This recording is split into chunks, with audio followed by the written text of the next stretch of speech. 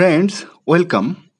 আজকে জিওফ্রি চসারের লেখা ক্যান্টারবারি টেলসের যে জেনারেল প্রলগ রয়েছে সেই প্রলগের টেক্সট কিন্তু আমি আজকে শুরু করে দেব। আগের ভিডিওতে আমি কমপ্লিট করতে পারিনি। সামারিটা বলেই আমি টেক্সট শুরু করছি। প্রথমে সামারি দেখব, তারপর 1 থেকে 42 লাইন পর্যন্ত আমি টেক্সট লাইন আফটার লাইন করব। One spring day the narrator rents room at the Tabard inn before his journey to Canterbury. The narrator opens the general prologue with a description of the return of spring. He describes the April rains, the bargaining flowers and leaves, and the chirping birds. Around this time of year, the narrator says, people begin to feel the desire to go on a pilgrimage. Many devout English pilgrims set off to visit shrines in distant holy lands, but even more choose to travel to Canterbury to visit the relics of Saint Thomas Becket in Canterbury Cathedral, where they worship the martyr for having helped them when they were in need, they were in problem, that Thomas A. Becket helped them. The narrator tells us that as he prepared to go on such a pilgrimage, staying at a tavern in Southwark called the Tabard Inn, in that evening a great company of 29 travellers entered in the inn. The travellers were a diverse group who, like the narrator, were on their way to Canterbury to receive the blessing. They happily agreed to let him join them. In that very night, the group slept at the tabard and woke up early in the next morning to set off on their journey. The host at the inn, Harry Bailey. What is the name of the host of the inn? Harry Bailey.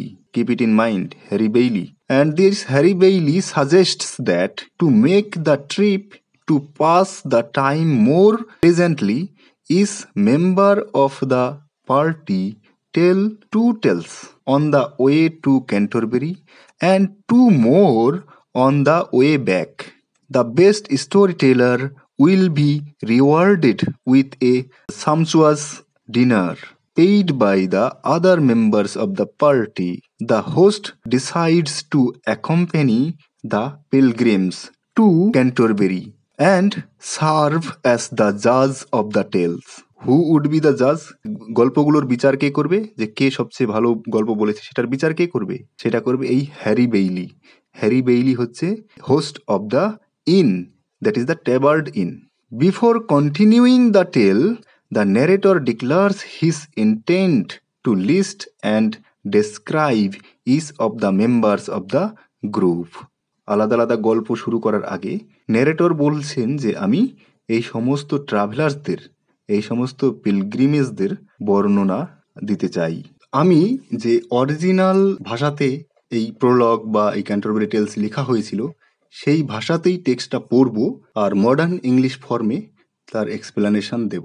Original টেক্সটটাতে প্রথমেই উপরে লেখা হয়েছে, here beginneth the book of the tales of Canterbury.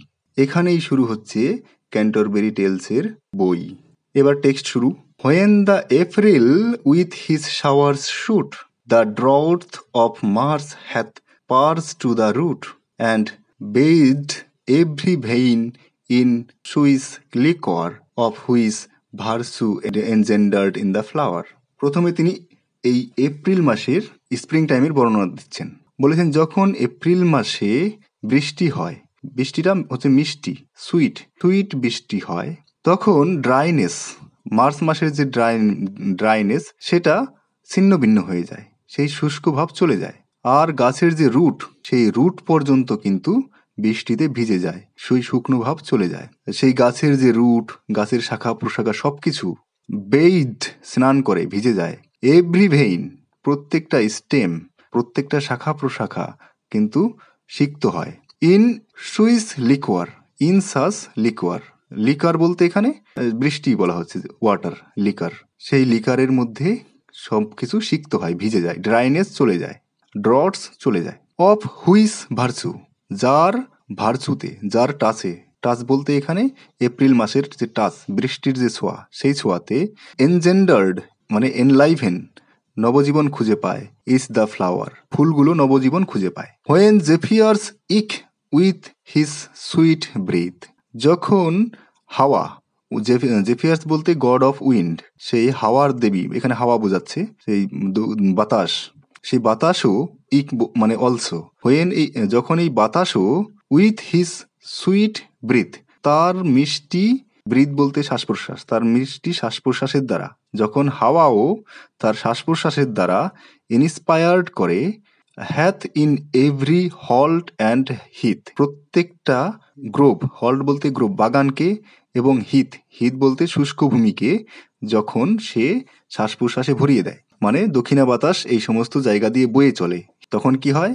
The tender কর্পসেস, কচি, tender বলতে কচি, কর্পসেস পাতাগুলো, তার মধ্য দিয়ে যখন বাতাস বয়ে চলে, অ্যান্ড দ্য ইয়াং সান, এবং যখন ইয়াং সূর্য, যখন সোনালী সূর্য, hath in the ram his half course run, যখন সোনালী সূর্য কি করে?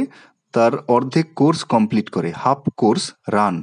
র্যাম বলতে এখানে সান, সূর্যকে বোঝানো হচ্ছে। এই র্যাম হচ্ছে the sign, first sign of zodiac culture, zodiac ক্যালকুলেশনের মধ্যে সিম্বল দিয়ে, কিন্তু বিভিন্ন সিম্বল দিয়ে তাদের ক্যালকুলেট করতো, মানে তখন তো লেখা আবিষ্কার হয়নি, তো সেই জন্য বিভিন্ন প্রতীক চিহ্ন দিয়ে তারা লেখাটাকে বোঝাতো। তো এখানে রাম বা সান, সূর্য দিয়ে তারা ওয়ান, ফার্স্ট সিম্বলটাকে ধরতো।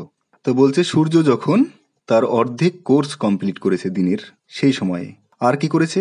And small fowl the bird, ছোট ছোট পাখিরা মেকেন আর মেকিং মেলোডি, সুর, যখন ছোট ছোট পাখিরা গান গাইছে। তাহলে এপ্রিল মাসে কি কি হচ্ছে আবার পুরোটা যদি আমি একবার বলি। এপ্রিল মাসে যখন মিষ্টি বৃষ্টি হচ্ছে, তখন শুষ্কতা চলে যাচ্ছে, আর গাছের শাখা প্রশাখা এবং যে মূল, সেই মূল পর্যন্ত ভিজে যাচ্ছে। বাতাসের টাচে, ছোঁয়াতে সমস্ত বাগান এবং ঊষর ভূমি এবং কচি কচি পাতাগুলো জেগে উঠছে।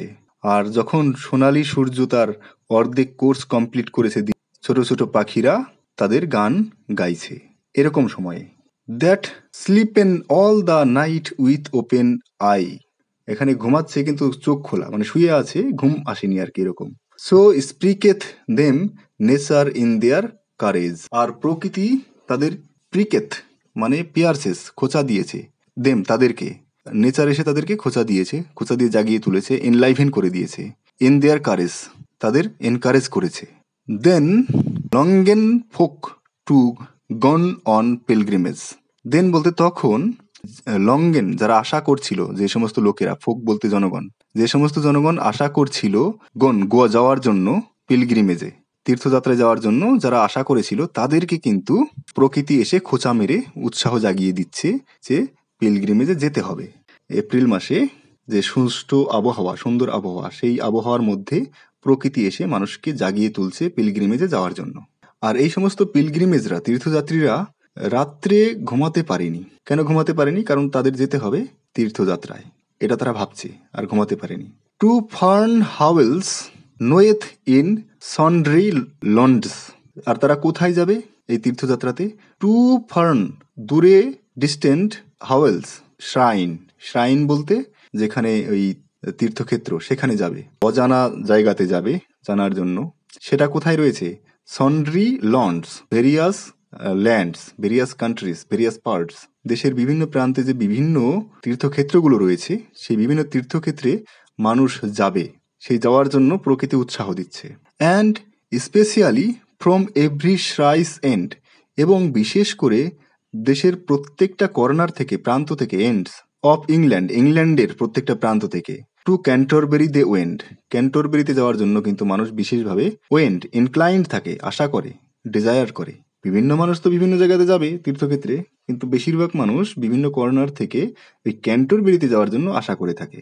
The Holi blissful মার্টিয়ার for to seek, কারণ সেখানে তারা পবিত্র, আশীর্বাদ ধন্য যে শহীদ, খ্রিস্টিয়ানিটির জন্য যিনি জীবন দিয়েছেন, তাকে দেখার জন্য যাবে, তার কবরখানাতে তারা যাবে।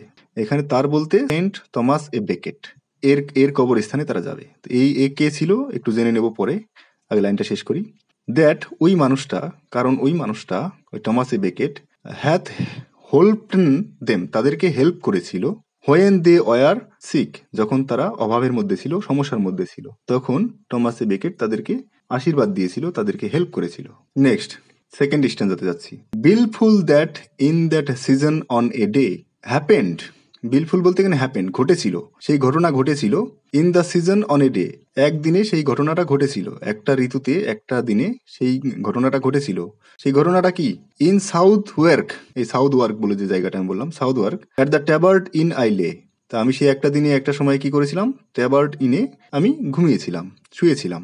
Ready to wenden on my pilgrimage, আমিও তৈরি ছিলাম, রেডি ওয়েন্ডেন যাওয়ার জন্য আমার তীর্থযাত্রাতে, সব মানুষই যায় এই সময়, আমিও যাওয়ার জন্য তৈরি ছিলাম, সেই জন্য সাউথ ওয়ার্কে এসে ট্যাবার্ডিনে আমি আশ্রয় নিয়েছি। To Canterbury with full devout courage, কোথায় যাব আমি? না ক্যান্টারবেরিতে যাওয়ার জন্য মনের মধ্যে ফুল ডিভোশন রয়েছে, উৎসাহ, কারেজ রয়েছে, এনকারেজমেন্ট রয়েছে, সেটা নিয়ে আমি যাওয়ার জন্য এখানে তৈরি। অ্যাট নাইট, রাতের বেলাতে, were come into that hostelry, রাতের বেলাতে সেখানে আসলো, came into that hostelry, hostel, hostel বলতে এখানে ইন, সরাইখানাতে আসলো রাতের বেলাতে, ওয়েল 9 and 20, 29 জন, ইন এ ক্যাম্পেইন, একটা কোম্পানি, একটা দল, 29 জন লোকের একটা দল সেই আসলো সরাইখানাতে, যেখানে আমি শুয়েছিলাম ওখানে। সানড্রাই ফোক, এই 29 জন লোক ছিল various type of folk people, sundry বলতে এখানে various type of folk people, by adventure ye fall, আর এই 29 জন লোক বাই চান্স, অ্যাডভেঞ্চার বলতে by chance, ye fall became in fellowship friends, by chance এই 29 জন লোক একসাথে হয়ে গেছে, তারা বিভিন্ন প্রান্ত থেকে আসা মানুষ। And pilgrims were they all, আর অল বলতে সবাই, আর সবাই তারা ছিল পিলগ্রিমেস, সবাই তীর্থযাত্রাতে যাচ্ছে। That toward Canterbury wolden ride, আর তারা সেই ক্যান্টারবেরির দিকে, টুয়ার্ডস ক্যান্টারবেরি, তারা কি করবে? Wolden they desire to ride, ঘোড়ায় চড়ে যাবে, তারা আশা করছে সেই ক্যান্টারবেরিতে তারা ঘোড়ায় চড়ে যাবে। The members and the stables were in wide, আর চেম্বার, চেম্বার বলতে ওই সরাইখানার যে চেম্বার্স, বেডরুমগুলো, আর যে স্টেবলস, ঘোড়া বাঁধার যে জায়গা, আস্তাবল, ওয়ার ইন ওয়াইড, সব কিন্তু বড় বড় ছিল, মানে এই সরাইখানাতে পর্যাপ্ত জায়গা ছিল ঘোড়া রাখার জন্য আর শোয়ার জন্য। And well we were in aged at a best, আর আমরা ওই সমস্ত লোকগুলোর সঙ্গে আমিও আছি, মানে আমরা, were in aged made us easy, we made our self easy happy, কারণ কি? All was of the best type of people, at a best, সবাই আমাদের বেস্ট চেষ্টা করলাম সেখানে মানিয়ে নেওয়ার জন্য সরাইখানাতে, we were at our best, and shortly, এবং খুব তাড়াতাড়ি আমরা একজনের আর একজনের পরিচিত হলাম। And shortly when the sun was rest, rest বলতে এখানে সেট, যখন খুব দ্রুততার সঙ্গে তাড়াতাড়ি সূর্য অস্ত গেল, সান ওয়াজ টু সেট, সূর্য যখন অস্ত গেল, সো হ্যাডেল আই স্পোকেন, আর তত তাড়াতাড়ি দেম, আমি তাদের সঙ্গে পরিচিত হলাম, তাদের সঙ্গে কথা বললাম, স্পোকেন টু দেম, এভরিওয়ান, সবার সঙ্গে, that I was of their fellowship anon, anon বলতে অ্যাট ওয়ান্স, আর অ্যাট ওয়ান্স আমি কি হলাম? তাদের ফেলোশিপ, হিয়ার বলতে দেয়ার ফেলোশিপ হয়ে গেলাম, তাদের বন্ধু হয়ে গেলাম। And made forward early for two raise, forward বলতে এখানে অ্যাগ্রিমেন্ট করলাম, চুক্তি হয়ে গেল তাদের সঙ্গে, কথা হয়ে গেল, অ্যান্ড মেড ফরওয়ার্ড, তাদের সঙ্গে চুক্তি করলাম, কথা বললাম, একটা অ্যাগ্রিমেন্টে পৌঁছালাম, সেই অ্যাগ্রিমেন্টটা কি? Early for to rise, early সকালে ওঠার জন্য, রাইজ উঠতে হবে সকালে তাড়াতাড়ি কালকে, টু টেক আওয়ার ওয়ে, কারণ আমরা আমাদের যাত্রাপথে বেরিয়ে যাব, আর সেটা কিভাবে কি করলাম?